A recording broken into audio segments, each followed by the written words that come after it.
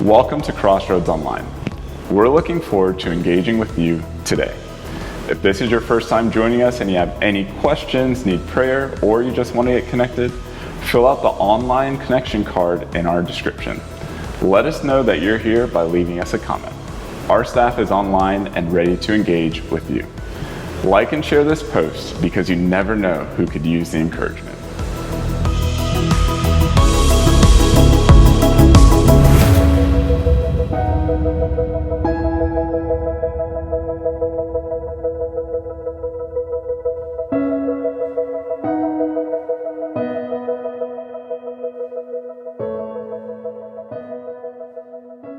Well, good morning, Crossroads. Let's worship.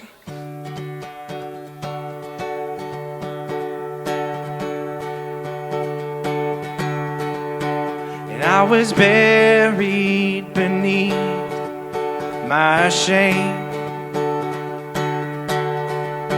And who could carry that kind of weight? It was my tomb. Till I met you, and I was breathing but not alive, and all my failures I tried to hide. It was my tomb till I met you. You called my name, and I ran out of that grave, out of the darkness, into your glorious day. You called my name, and I ran out of that grave, out of the darkness, to your glorious day.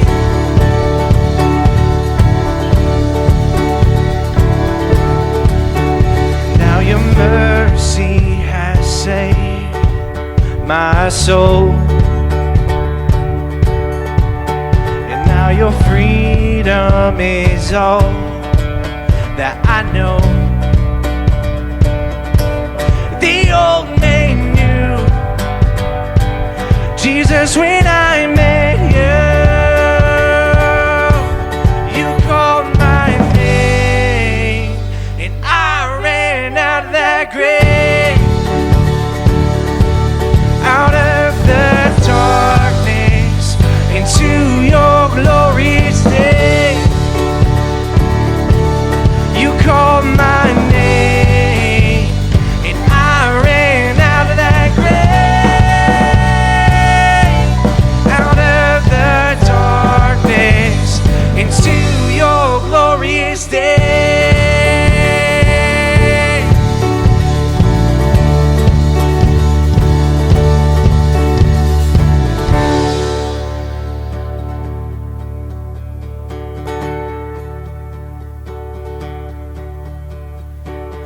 I needed rescue, my sin was heavy, but chains break at the weight of your glory. I needed shelter, I was an orphan, now you call me a citizen of heaven. When I was broken, you were my healing, now your love is the air that I'm breathing. I have a future, my eyes are open, 'cause when you called my name, I ran out of that grave,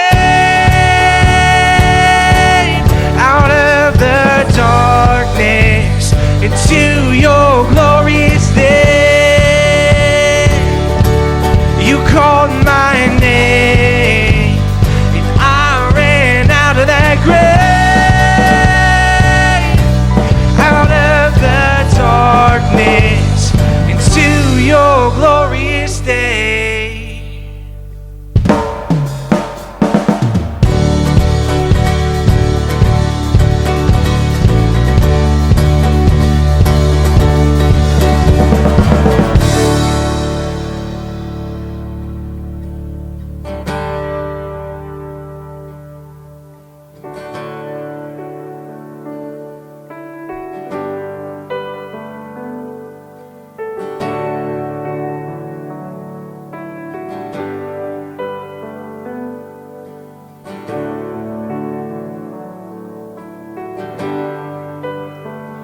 How great the chasm that lay between us, how high the mountain I could not climb.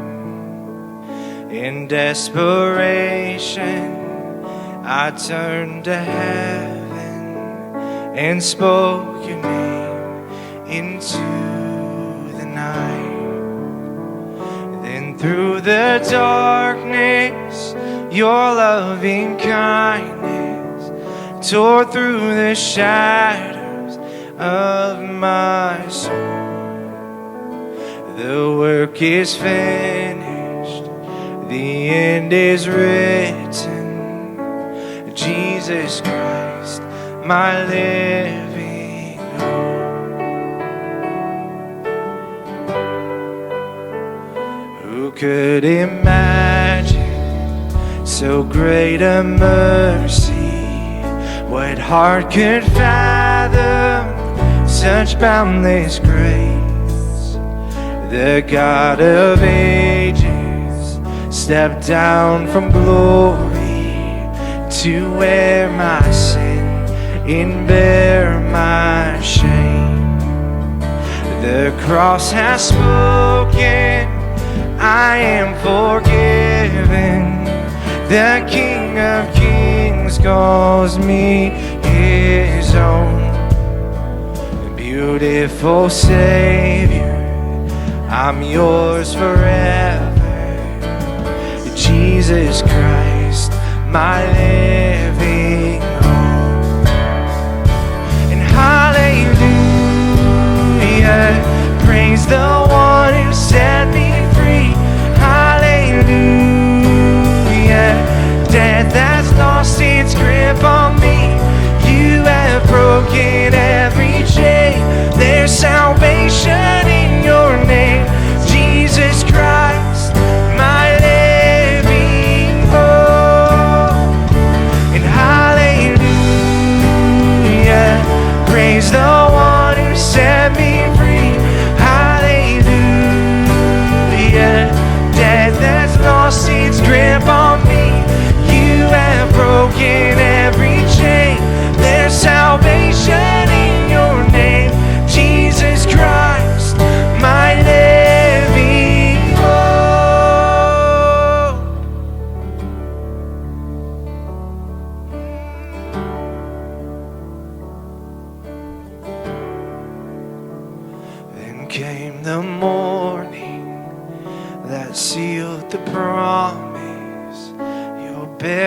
body began to breathe.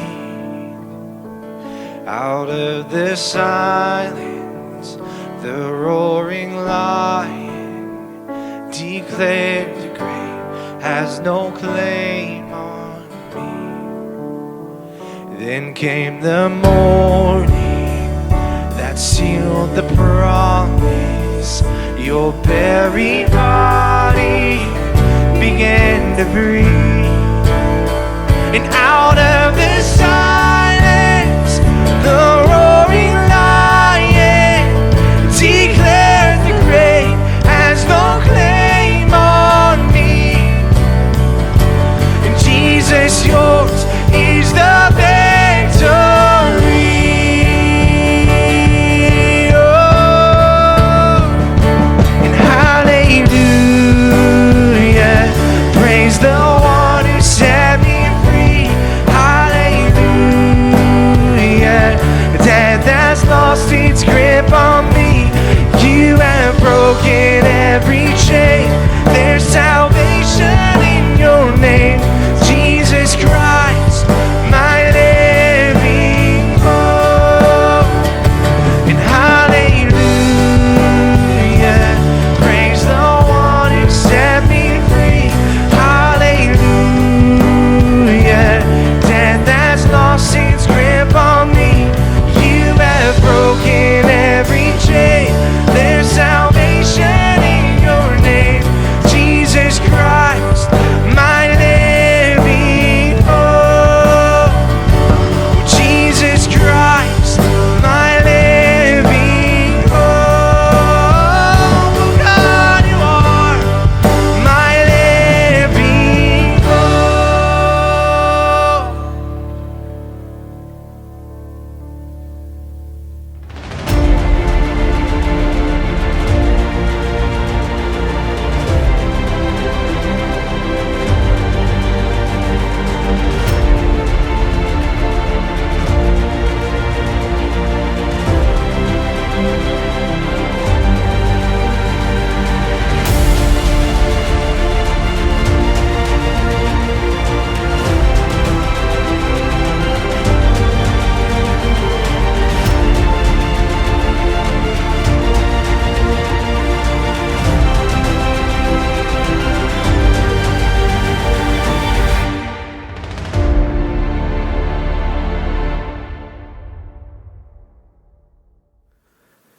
Hey, well, welcome to Crossroads, and thanks for being a part of what we're doing here this morning. As we've shared before, please just share the streaming with other people so they can know what we're doing here. I think that's just an easy way for us to invite people. You can just share it on your Facebook page, and then all of a sudden, maybe 2 or 3 of your friends might pop on because they see that you shared it, and might be good for them to watch this. So we'd love for you to do that. I want to also say you just watched the bumper for our next series. And so we're starting a series next week called 316.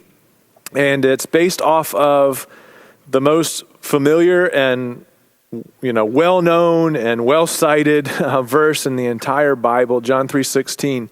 And so we're going to be looking at that kind of chunk by chunk. And I believe that by doing that, like next week we'll just look at the 2 words for God. Then the next week we'll look at the word so loved. And we're just going to take it a little bit at a time. And I believe that if we do that it will change us personally. It will change the way we look at our community, the way we look at our family. It will change everything for us. So make sure that you're part of that with us. That starts next Sunday morning. We'll be sharing the trailer that we just shared with you in the bumper. We'll share that on social media this week. So maybe you can just, post that or share it in some way and let people know that we're starting that next week and they might want to join us. Also, on the last Sunday of this month, September 27th, we are celebrating as a church our 30th birthday. Can you believe that? 30 years old. So excited about that. And so it'll be much like what we have been doing on Sunday mornings. We'll be outside. Except that we've invited Pelicans Snowball to be with us. And so there'll be free snowballs for everybody who's with us on the 27th after our outside service at 11 o'clock. So, man, join us for that and come hungry and grab a snow cone And, it's all free. So make sure that you're with us for that. And then last, we start groups this week. And so groups kick off tomorrow, actually. And so we'd love for you to be a part of groups with us. If you're not signed up for one, now's the time, okay? Sign up now so we can get you in a group, get you signed up. I want you to know that some of our groups are in person, but all of our groups are virtual. So even the ones that are in person are virtual. So whether you're comfortable meeting or not meeting, there's a group for you. And honestly, every group needs somebody just like you. So join our groups. We'll put the form on here a little bit later. You can go on our app and do that as well. But just get involved in a group. If you're not sure, just let us know. We'll call you or email you and try to work with you on finding the right group for you. Okay? All right, let's jump right in. This morning, I want to tell you that God is writing a story. And God is writing a story in your life. God is writing a story in our church. God is writing a story in your family. God is writing a story in our world. And we want to be a part of that story. And the story continues. I was thinking this week about how last November, I stood before about 50 to 60 leaders in this church, Crossroads Community Church. And I stood before them coming into 2020 and said, here's what God has laid on my heart for this year. I just laid out the vision for the year. It was all kinds of different things. I went through every sermon series. I went through every event that we would have, every theme, every mission idea that we were going to, everything that groups was going to be doing. I laid it out really clearly of what 2020 would look like. And then we started in January, if you remember being a part of that with us, we started a series called Seek. We wanted to start the year off, 2020, just preparing our hearts for what God was going to do, the story that he was going to write in 2020. And so we prayed together. We fasted and prayed as a church for 30 days. We had a worship night here where we just sought the Lord together. It was incredible as we prepared our hearts for this new year. In February, I started a series called Living Through a Bad Day. It was a study on the book of Job, probably one of my favorite studies that I've ever done at this church. I loved it. We went through it chapter by chapter through the book of Job, and we learned from him how to live through a bad day. I had no idea, guys, no idea what was coming. I had no idea what would be happening at the end of February and then into March. And we finished that series, Living Through a Bad Day. And honestly, I honestly thought, I'm never going to do another study in the rest of my life on the book of Job, because God was writing this story in our hearts about what was coming and preparing us as a church for pandemic, for all kinds of things that have happened over the course of this year, and how we can live through a bad day in the same way that Job did. Incredible. I had no idea that the Rona was coming just a little bit after that. And our lives changed forever. And our church changed forever. And we've learned so many things over the course of just this last year, 2020. So I got thinking about some of the things that I've learned personally, and these are just funny things. And then after that, I want to share with you two things that I believe that the church, our church, but in a bigger sense, the church, the big C, universal church, should be learning as we go through 2020 together. So let me kind of share with you some of these funny things that I picked up on. Here are kind of the top 10 things that I've learned in 2020. And why don't you share yours, okay? What's the craziest thing? What's something that you learned in 2020 that you never thought you would ever learn, but you learned it in 2020? Here's some of the things that I picked out. I'll go through them 1 to 10, okay? And I guess there's not any really order of them, but here they are. Number 1, you better have a stockpile of toilet paper and disinfected wipes. You better have a bunch of them. We all learned that in 2020. Share what yours are. I'd love to read them. Number 2, that grocery delivery services are extremely convenient until everyone else realizes that they're extremely convenient, right? Number 3, I'll just say one word: Zoom. Number 4, that sweatpants can also just be called pants, right? We learned that through COVID and through the year 2020, that sweatpants can just be called pants. My dad, you have no idea what I wear when I'm doing my online devotions. You can only see me from here up. We'll just leave it at that. My dad is, he preaches his messages from home for his church, and he wears a dress shirt and a tie, and he has shorts on underneath. They don't even know that. I guess they do now if they watch this. Sweatpants can be called pants. Number 5, we all learned that teachers should be paid 10 times more than they're being paid right now for dealing with our crazy kids, right? Teaching isn't as easy as we all thought it was, do we? Like, golly. Number 6 is kind of similar to that. Homeschool moms are way cooler than we originally thought, aren't they? Wow. Homeschool moms, you rock. Now that so many others are homeschool moms, I can see, there's kind of like this homeschool mom idea, what people thought homeschool moms were like, and now everybody's like reaching out to the homeschool moms from last year and the year before saying, help me, please, I don't know what to do. You are so cool. So homeschool moms, like their cool factor has gone way up through COVID in 2020. Number 7, now we all know what our dogs and cats feel like when they are cooped up in the house all the time. Now we know why they're so excited to go for a ride in the truck or go for a walk down the road, right? Number 8, we all learned that if you have good friends, you're rich. Man, if you have good friends, you're rich. If we took the time in the years previously to kind of build up that community and build up that safety net and build up those friendships, and we found out that we were really rich in 2020. Some of us found out that we didn't invest in friendships before, and we felt very alone now. Number 9, we learned how to cut our own hair, didn't we?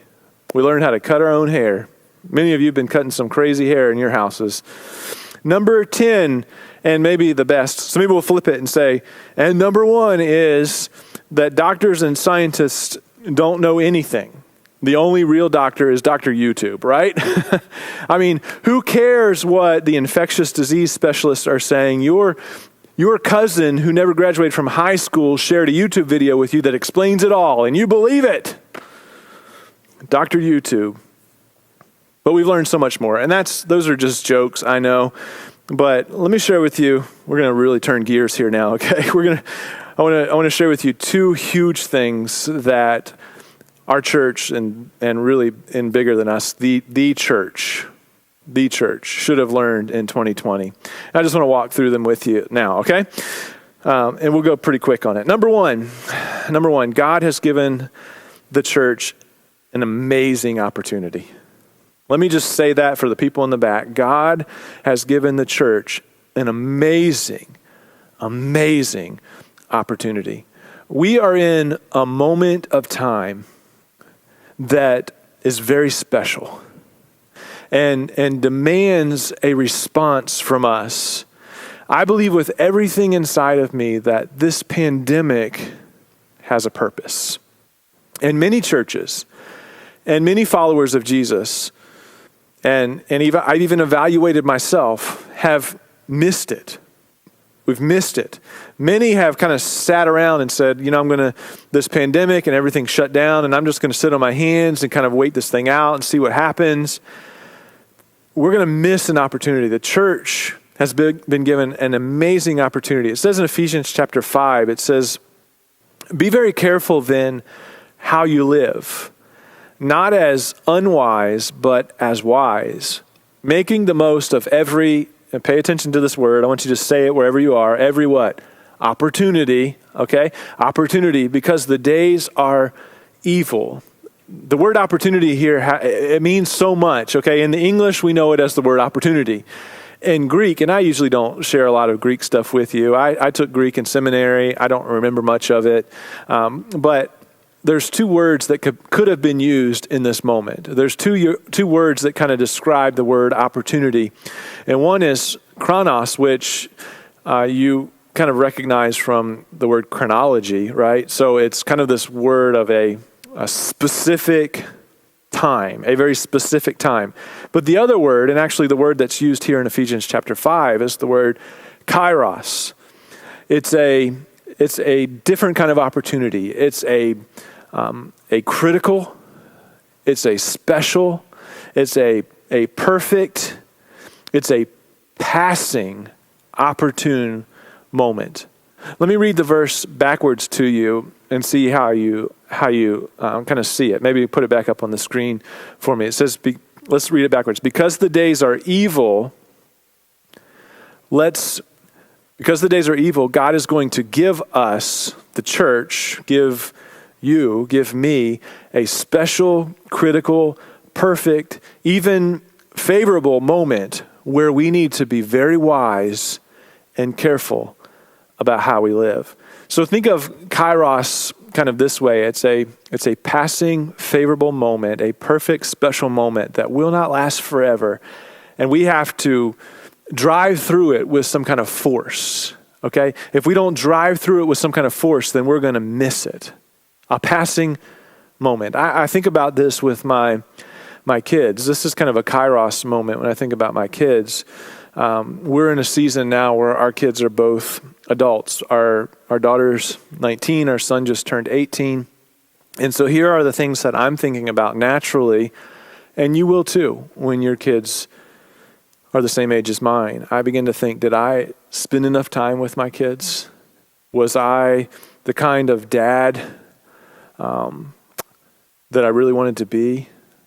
You know, what did I prepare them to be adults? Did I teach them how to make good decisions? Did I lead them to the Lord and teach them, you know, everything they needed to know about following Jesus and what it meant to have a relationship with him and how to follow him moment by moment and day by day and how to pray? And because I'm realizing right now, as they've kind of crossed into adulthood, that moment, that special and critical passing moment has now, in a sense, ended for us. It's this Kairos moment. And I believe a lot of churches will look back. And so that's what I'm doing right now. I'm looking back and saying, did I miss it? Did I do it right? Did I handle things right? Did I take advantage of the time, the opportunity that God gave me? And I believe a lot of churches will look back at 2020 and say, we missed it. We missed it. A broken world in the most chaotic time of my entire lifetime, probably yours too, was handed to us on a platter, a broken world on a platter. And I want to make sure that I don't miss it personally, and I want to make sure that we don't miss it as an organization, and I want to make sure that you don't miss it as a follower of Jesus Christ as well. I want to be very careful. And so I just want to share with you just a couple things that, you know, and let me just say this, we could have done better. We could have done better. But also there are some things I think that we've done well. We've hit some home runs, but we haven't been perfect. But I want to share just a few things with you that I think we did well with. First, I mean, we had to pivot through adversity. When this thing hit, man, we had to pivot quickly, and we had to learn how to still care for people that are hurting. We had to learn and change all of our content to online. I mean, we were already live streaming, but we had to launch a better streaming experience. And I just want to take a moment to just thank three guys in particular, just three guys that have been by my side from the very beginning of this. I have made their lives challenging. They've been mad at me a couple times, and it's okay. They have stuck through with it. But I want to thank these guys, Jacob and Coy and Ethan, and they have stuck with me through this. I mean, they have been constant through this, you know, and allowed God to use them and help us pivot in a time that we had to pivot very quickly.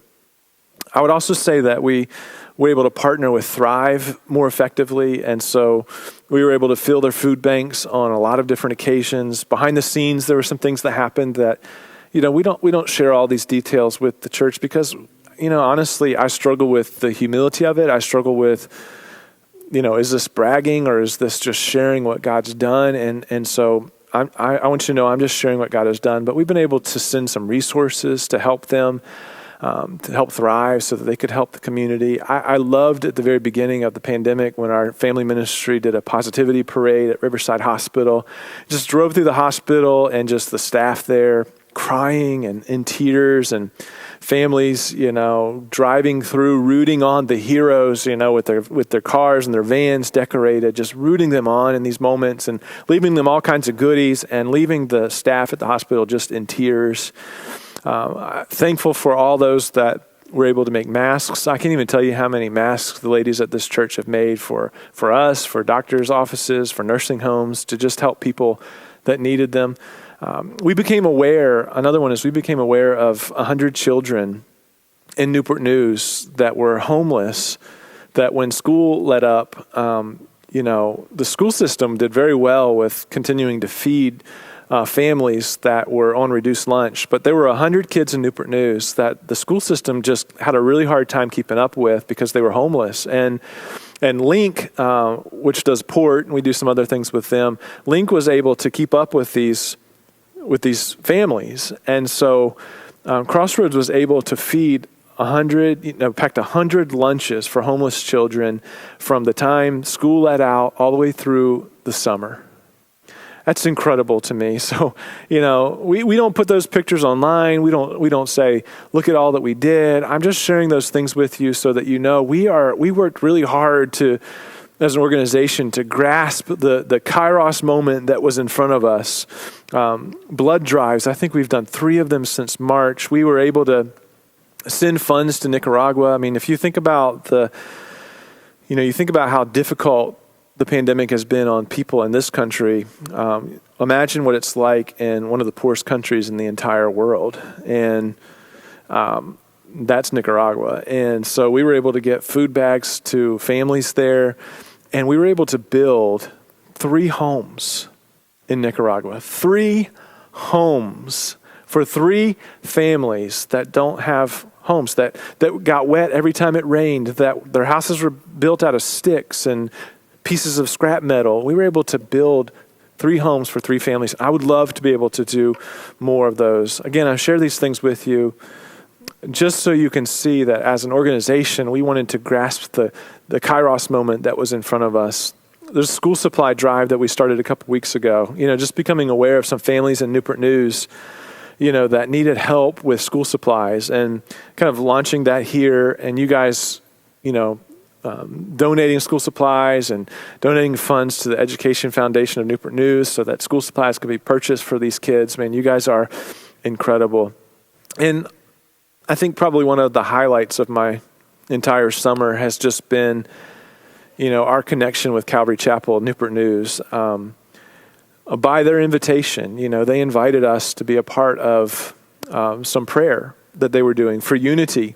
And in a time when racial tension was so high, and honestly, there were so many roundtables, and the media outlets were sharing so much, and honestly, there was so much talking that I just got to a place where I said, you know what, we just got to do something. Like, no more talking. Like, let's do something. And so we were able to partner with Calvary Chapel and pray. We've been praying with them in unity for the world, for the police, for those that have been protesting, for our government authorities, for our leaders, our presidents. We've been praying together in all those ways, worshiping together. I mean, last month, our worship team and their worship team joined together and led worship at a prayer event. It was just incredible. A baptism that we did with them this summer in the York River. I mean, oh my goodness.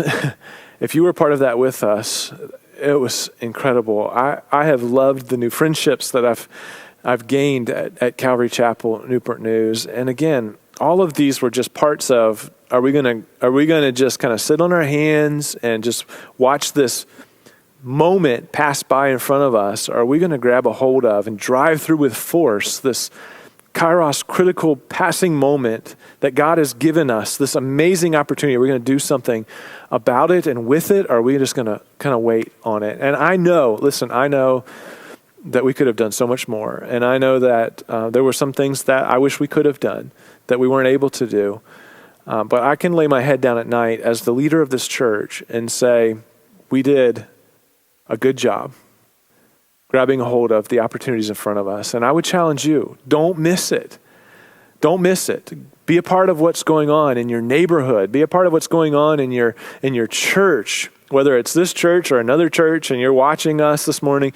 Be a part of what God's doing. Don't miss the opportunity right here in front of us right now. So we've learned that in 2020. And then second, we learned this, and last, that the church is not brick.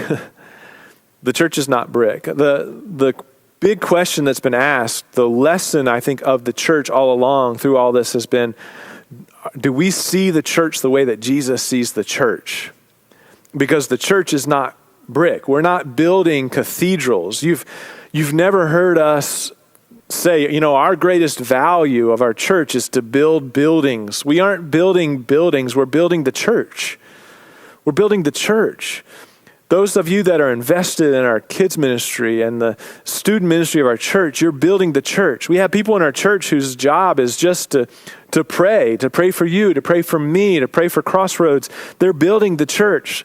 The group leaders who struggled through the pandemic on Zoom and persevered, you're building the church.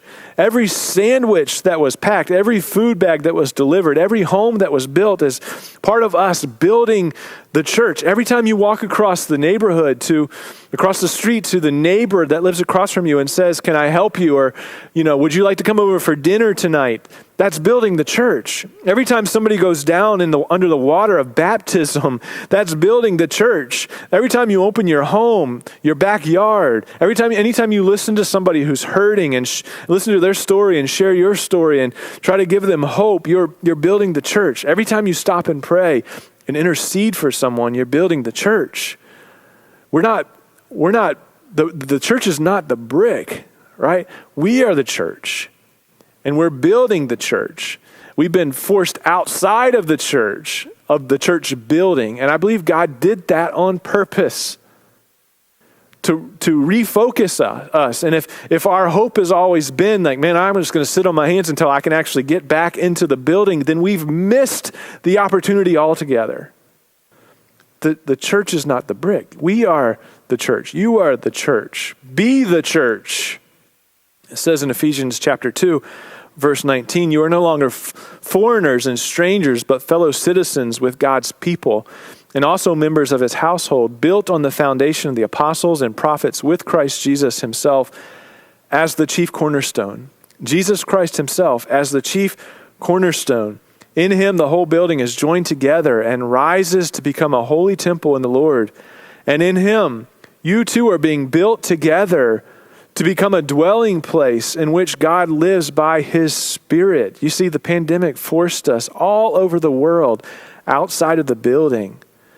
I want to gather more than anyone else. I've missed every single one of you. On Sunday morning when we were able to meet outside, I just loved seeing your faces and seeing you. I would love for you to be in this room right now, gathered together with us.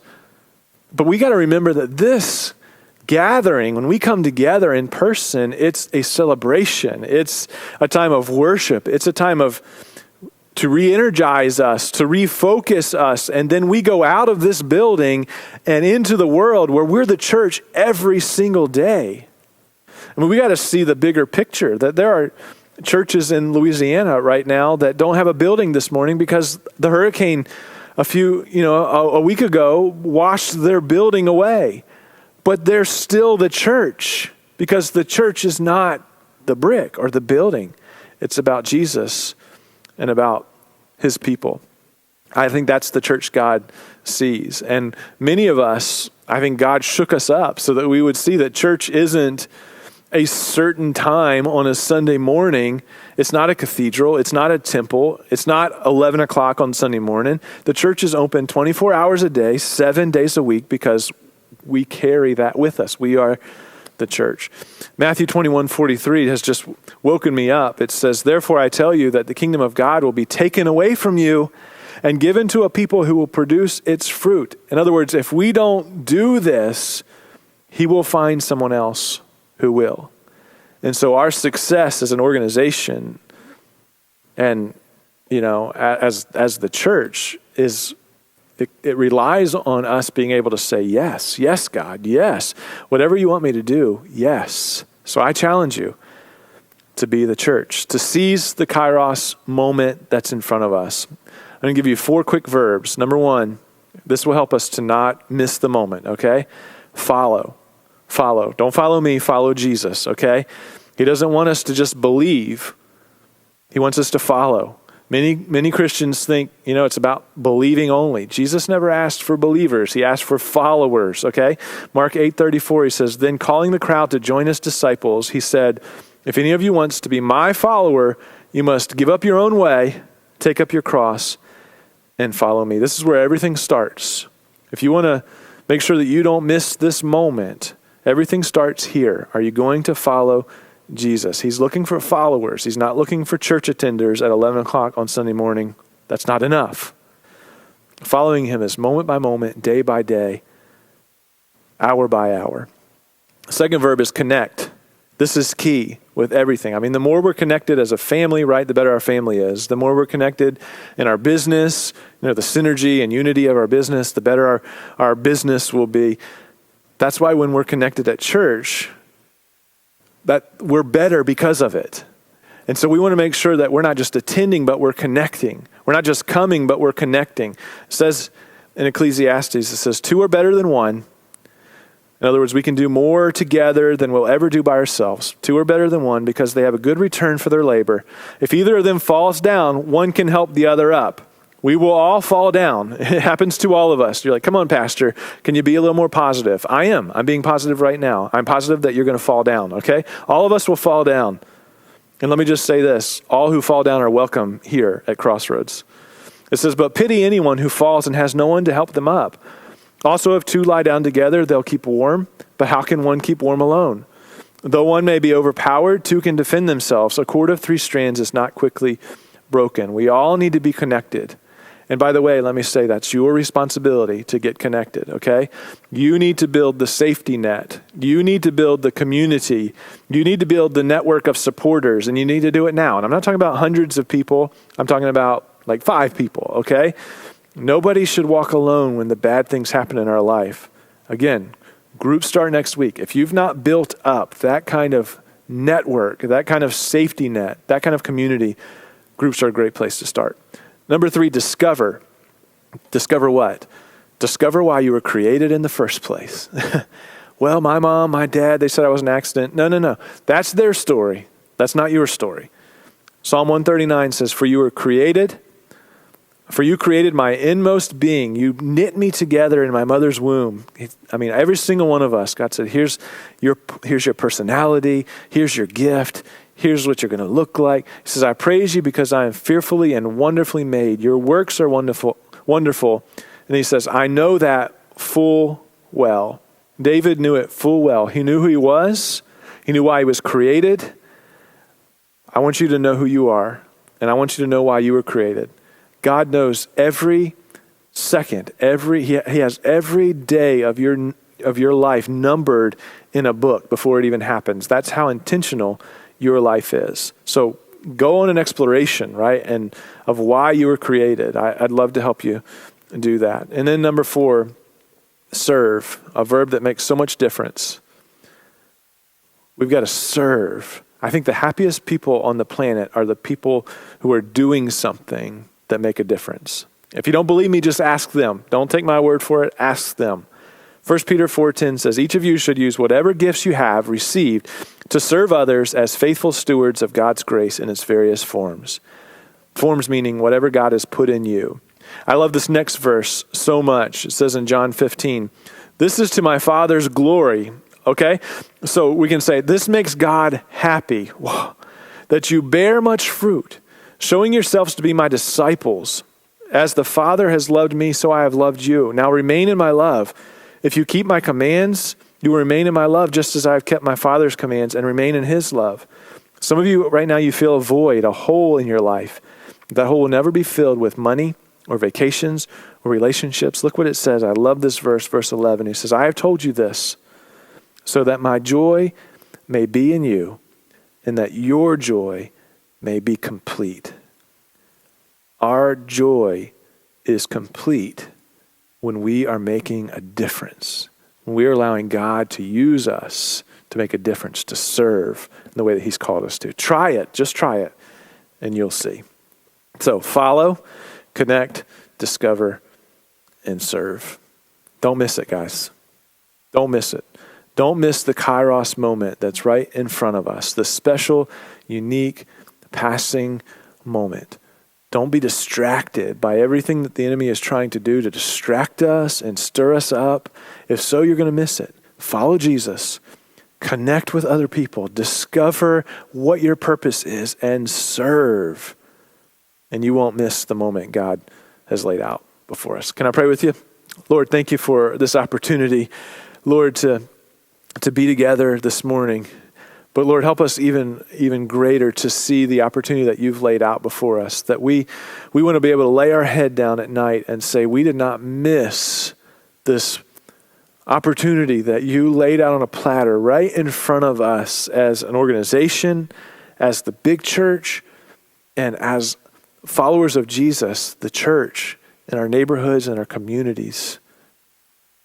Lord, help us to do the things that you've called us to do, to seize this moment. It's not too late. Maybe we've been sitting on our hands. Maybe we've just been waiting this thing out. But now you know that God has a plan, God has a purpose in this moment, and we're not going to miss it. So join us in it. In Jesus' name, amen. Just want to challenge you a little bit in all of these ways. If you're not a follower of Jesus, I would love to challenge you. Maybe you want to kind of step up how you're following Jesus. Maybe you've not quite been following Jesus the right way. If you're not connected, we'd love for you to, what can you do to get connected right now? You can join a group and start this week discovering, go on a excursion of trying to find out who you are and the purpose of your life, and then serve, man. Just begin to serve with us, and you can start doing that. We've got all kinds of different ways that we can help you know how to serve, and you can see all of those opportunities right here in the comment section for you to jump on and be a part of that with us. Let me also say this as we go. Families, you probably don't know this, or hope that you do, that weekly we have a Sunday experience for your kids. You can follow Crossroads Kidsmen on Instagram and Facebook at Crossroads Kidsmen. You will find a link for the service to watch and learn about Jesus on their level. I mean, this is a great service for your kids. This is a great way for you to keep them connected in this time. At our live service, if you're here on a Sunday morning, just stop by the tent. We've got some packets for you to pick up, some weekly things for you to do and experience. And again, you can download all that material on our app under Connect, and then go to Kidmin, and it's all right there. But you've got to follow social media. You've got to be paying attention and staying on task and seeing all the things that's going on, especially as we're rolling into the fall season here. So again, follow us online. We'll put the links and stuff up there for you to find. You can see it and just be a part of what we're doing for our kids as well. All right. We love you guys. I want you to have a fantastic week, and we'll see you next week. Thank you. Thank you for joining us online at Crossroads Community Church. If God was speaking to you and you made a decision to follow Jesus or to recommit to Him, or you just want to know more about what it means to have a relationship with Jesus, let us know by filling out the online connection card linked in the description. Make sure to follow us on social media and download our app to stay updated on everything that's going on. We're going live throughout the week for prayer, worship, and encouragement. We'll also share projects and responses to the needs of our community in the days and weeks ahead. You won't want to miss out. We love you, and we'll be back here next week.